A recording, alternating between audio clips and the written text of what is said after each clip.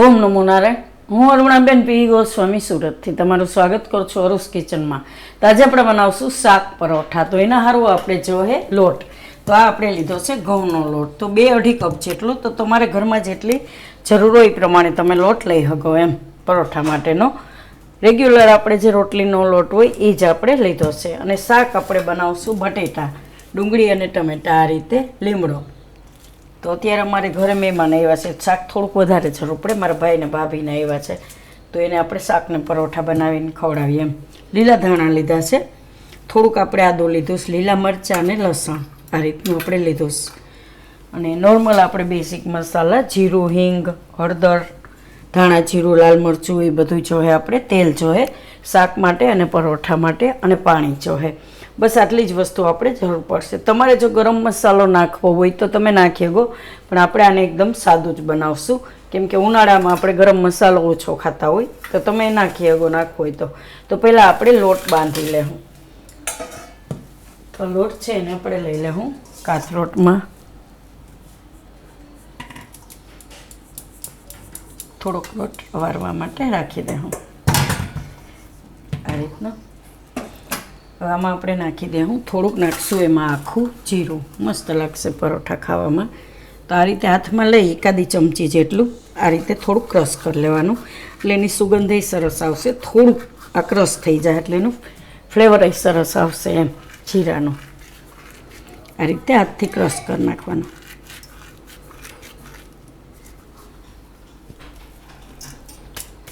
આમાં આપણે નાખી દેવું મીઠું. તો મીઠું આપણે ભૂલાઈ ગયું લેવાનું, તો મીઠું તો કોઈ પણ વસ્તુમાં જરૂર પડે જ એમ. તો આમાં આપણે નાખી દેવું મીઠું, એકાદી ચમચી જેટલું. તો આમાં મીઠું આપણે નાખી દીધું. હવે થોડુંક તેલ નાખીશું મોણ માટે, 2 થી 3 ચમચી જેટલું. આને મિક્સ કરી લેવું.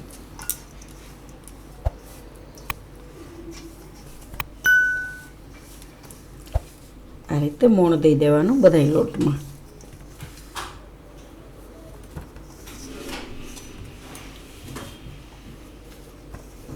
હવે થોડું થોડું પાણી નાખતા જાઉં ને લોટ બાંધી લેવું આપણે. તો એને આપણે થોડું થોડું પાણી નાખીને લોટ બાંધી લેવું.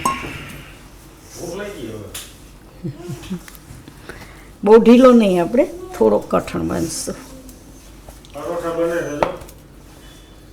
મસ્તીના શાકના પરોઠા હો. તો આને બાંધી લેવું આપણે લોટ. તો લોટ આપણે બાંધી લીધો, થોડુંક તેલ લગાવી લેવું એને. તો પહેલાં આપણે લોટ બાંધીને રાખી દઈએ એટલે મસ્ત સેટ થઈ જાય.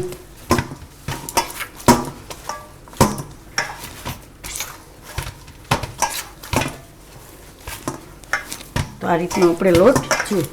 તો આને આપણે થોડીક વાર ઢાંકીને રાખી દેવું.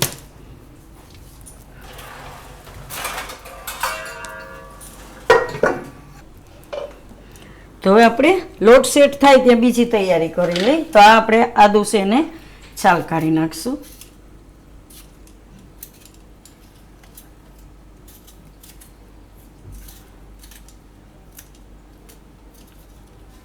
અને લઈ લેવું મિક્સર જારમાં. આમાં નાખી દેવું મરચાઈ,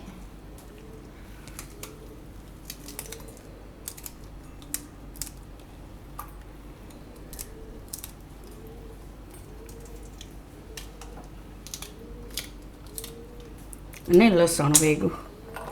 થોડુંક પાણી નાખીને આની પેસ્ટ બનાવી લેવું. થોડુંક 2 ચમચી જેટલું જ આ રીતે. અને બીજી જાર છે એમાં લઈ લેવું આપણે ટમેટાં. તો ટમેટાં આપણે ધોઈને જ લીધા છે.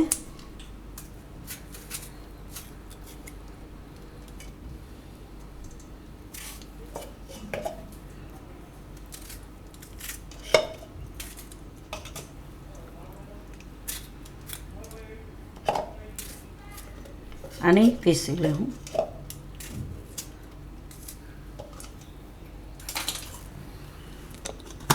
આ 2 પીસી લેવું. અને બટેટા છે એને આપણે સુધારી લેવું.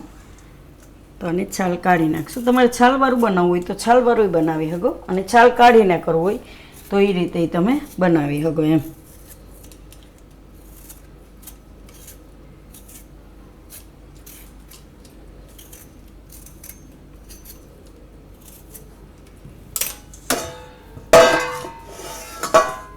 આને આપણે સુધારશું આ રીતે, આ રીતના. આટલા બહુ મોટાય નહીં ને બહુ નાના નહીં, મીડિયમ આ રીતના. એમ એકના આપણે આ રીતના 6 ટુકડા કરીએ, આ રીતના એક ફાડામાંથી. તો બટેટા આપણી રીતે સુધારી લેવું. અને ડુંગળી, તો ડુંગળી આપણે સુધારી લેવું.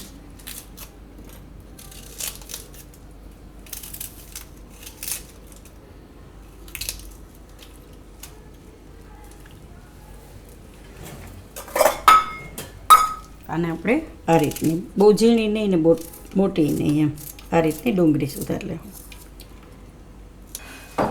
તો આપણે ડુંગળી સુધારી લીધી, બટેટા સુધારી લીધા અને આ બધી પેસ્ટ તૈયાર કરી લીધી. આદુ મરચાં ને લસણની અને ટમેટાં એ આપણે પીસી લીધા આ રીતના. થોડીક તૈયારીમાં વાર લાગે, બાકી બનાવતા કંઈ વાર નહીં લાગે. ફટાફટ તમે આને ડિનરમાંય બનાવી શકો, સાંજે પરોઠા અને શાક આ રીતે એમ. તો હવે આપણે વઘાર કરી લેવું. તો આને આપણે બનાવશું કુકરમાં. તો ગેસ ચાલુ કરશું. આમાં આપણે નાખશું તેલ. તો તમે જે રીતે શાકમાં તેલ ખાતા હોય એ રીતે નાખવાનું એમ. તો આપણે એક મોટા ચમચા જેટલું તેલ આમાં નાખશું, કેમ કે શાક થોડુંક વધારે છે એટલે. અને બટેટા આપણે ધોઈ નહીં ખાશે. તો આ રીતનું આપણે તેલ મૂકવાનું, તેલને ગરમ થવા દેવું. તો તેલ આપણું ગરમ થઈ ગયું છે. તો લીમડો છે એને આપણે તેલમાં નાખશું અને હિંગ. બસ આપણે જીરું નાખ્યું જ પરોઠામાં એટલે આમાં આપણે નહીં નાખીએ એમ. તો હિંગ નાખશું અને લીમડો નાખશું ને ડુંગળી નાખી દેવું.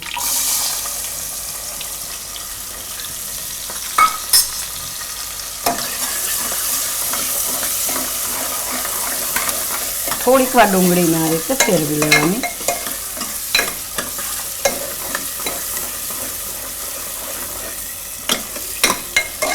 થોડો કલર આનો આવો ગુલાબી જેવો થાય ત્યાં સુધી. આમાં આપણે હવે નાખી દેવું આ આદુ મરચાં ને લસણની પેસ્ટ.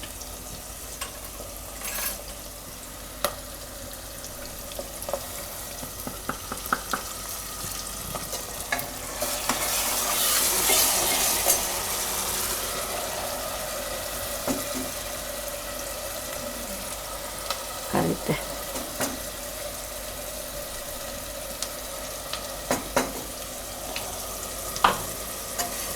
થોડીક વાર એની તેલમાં ફેરવી લેવાનું.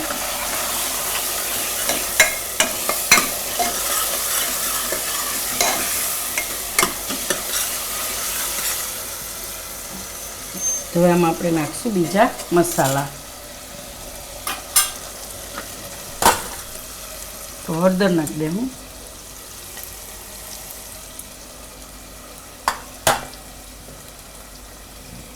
અને ધાણા જીરું, 1 ચમચી જેટલું ધાણા જીરું આપણે. અને લાલ મરચું, તો લાલ મરચું તમે તીખાસ પ્રમાણે નાખી શકો એમ. આમાં આપણે કાશ્મીરીને 2 નાખશું, કેમ કે મરચાં આપણે બહુ તીખા નથી એટલે.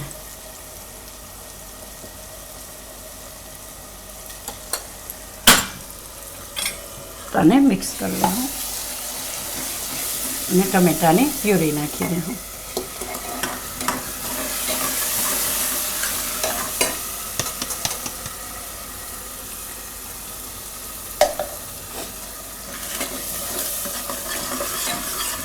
થોડીક વાર આને પકાવી લેવું 1-2 મિનિટ માટે. તો આપણે ટમેટા નાખીને થોડીક વાર પકાવી લીધું છે. હવે એમાં નાખી દઉં થોડાક લીલા ધાણા.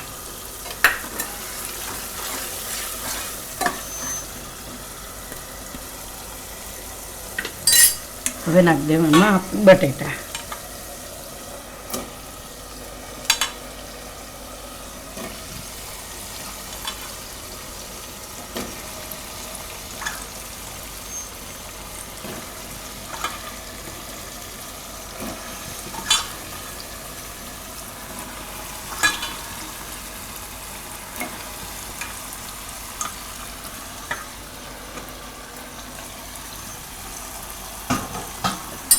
અને મિક્સ કરી લઈએ.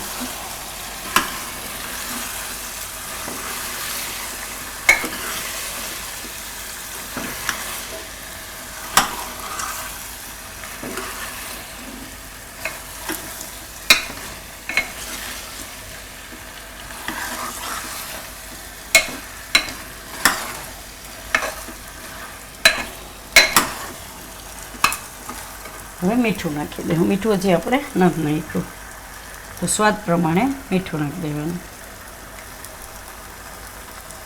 શાક થોડુંક વધારે છે એટલે વધારે જોઈએ.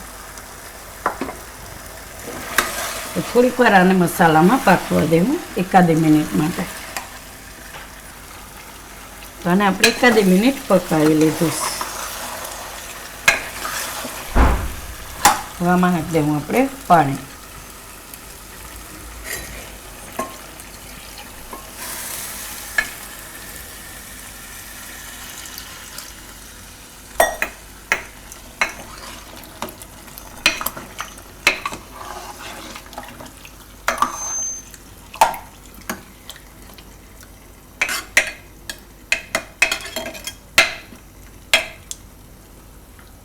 તો તમારે જેટલું રસો કરવો એ રીતે તમે પાણી નાખી શકો એમ.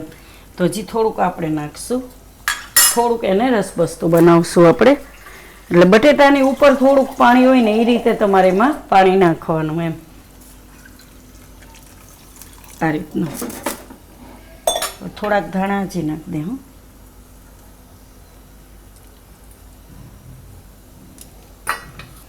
આને આપણે હવે કુકરનું ઢાંકણું બંધ કરી દઈશું. હવે આને આપણે 2 થી 3 વિસલ થવા દઈશું. પહેલાં ફૂલ ગેસ રાખશું, પછી ધીમા ગેસે 5 મિનિટ પકાવી અને 2 થી 3 વિસલ થવા દઈશું એમ. ત્યાં સુધીમાં આપણે પરોઠાની તૈયારી કરી લેવું. લોટ જોઈ લેવું આપણે. તો લોટ એકદમ સરસ સેટ થઈ ગયો છે.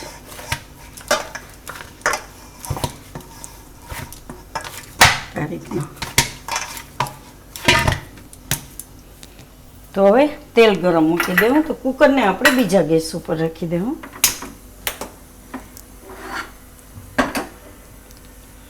અહીંયા આપણે તેલ ગરમ મૂકી દેવું પરોઠા તળવા માટેનું. તો તેલ ગરમ થાય ત્યાં સુધીમાં આપણે થોડાક પરોઠા વણી લેવું.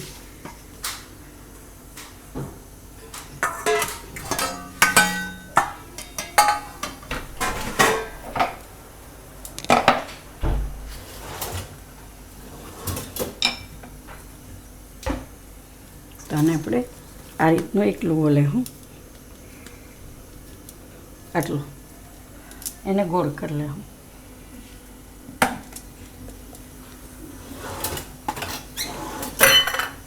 થોડુંક આપણે તેલ લઈ લેવું એક વાટકીમાં.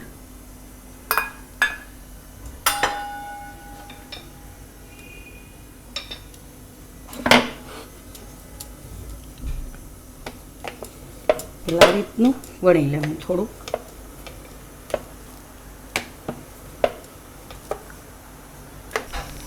તો આ રીતની રોટલી વણીને થોડુંક એમાં તેલ લગાવશું. આ રીતે થોડોક કોરો લોટ, પાછું તેલ.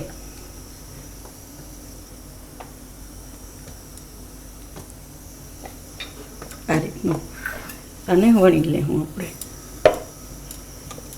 આ રીતના.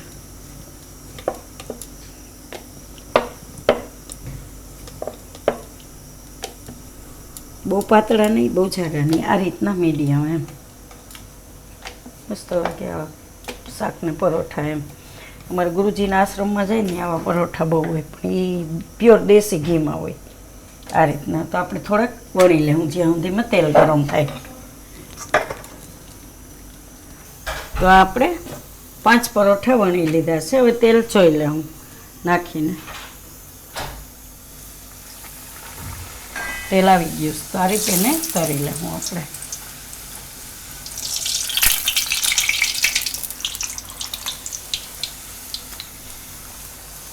તેલ ગરમ થઈ જાય એટલે ધીમો કરી દેવાનો ગેસ.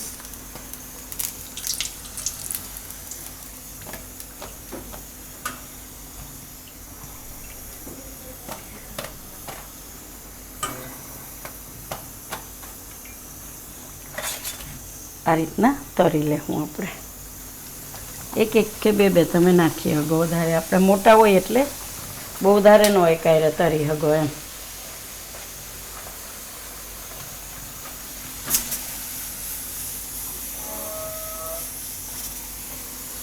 આ રીતના આપણે તળી લેવાના. તો કુકર આપણે હવે જોઈ લઈ ખોલીને શાકને. આખું ભર્યું હતું એટલે થોડુંક તો ઉભરાય. મસ્ત આ રીતનું રસ બસતું એકદમ સરસ થઈ ગયું. મસ્ત પાકી ગયું. તો આને આપણે કાઢી લઈએ વટકામાં. થોડુંક આ રીતનું રસાવાળું મજા આવે.